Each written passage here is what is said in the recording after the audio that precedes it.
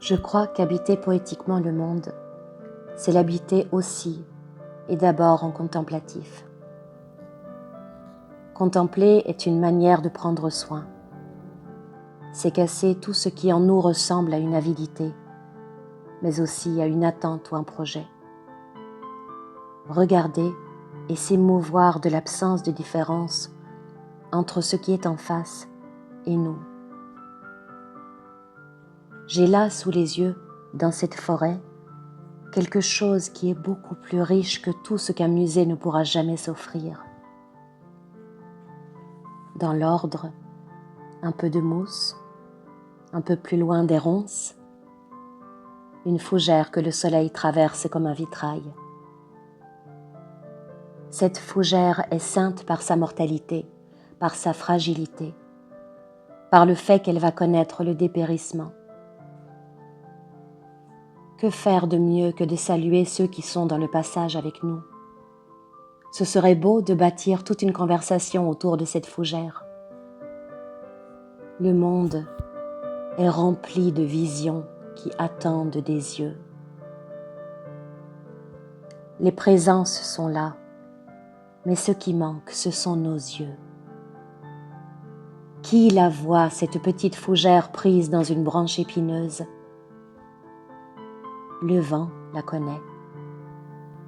Le vent lui parle. Il est possible que, par l'attention aux choses menues, très simples, très pauvres, je trouve peut-être ma place dans ce monde.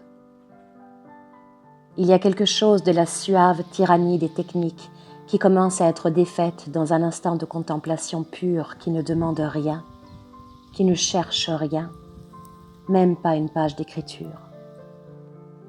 La plupart du temps, je regarde, je ne note pas, je n'écris pas.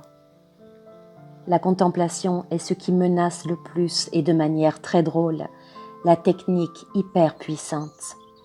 Et pour une raison très simple, c'est que les techniques nous facilitent la vie apparemment. Mais c'est un dogme d'aujourd'hui qu'on ait la vie facilitée. Qui a dit que la vie devait être facile et pratique? Est-ce qu'aimer, c'est pratique? Est-ce que souffrir, est-ce qu'espérer, c'est pratique? La technique nous éloigne de ces choses-là et fait grandir une lèpre d'irréel qui envahit silencieusement le monde. La contemplation, ce qu'on appelle la poésie, c'est le contraire précisément. C'est le contraire même de ce qu'on entend trop souvent par poésie. Ce n'est pas une décoration, ce n'est pas une joliesse, ce n'est pas quelque chose d'esthétique. C'est comme mettre sa main sur la pointe la plus fine du réel, et en le nommant, c'est le faire advenir. Le réel est du côté de la poésie, et la poésie est du côté du réel. Les contemplatifs, quels qu'ils soient, peuvent être des poètes connus comme tels, mais ça peut être aussi un plâtrier en train de siffler comme un merle dans une pièce vide, ou une jeune femme qui pense à autre chose tout en repassant du linge. Les instants de contemplation sont des instants de grand répit pour le monde, car c'est dans ces instants-là que le réel n'a plus peur d'arriver à nous. Il n'y a plus rien de bruyant dans nos cœurs ou dans nos têtes.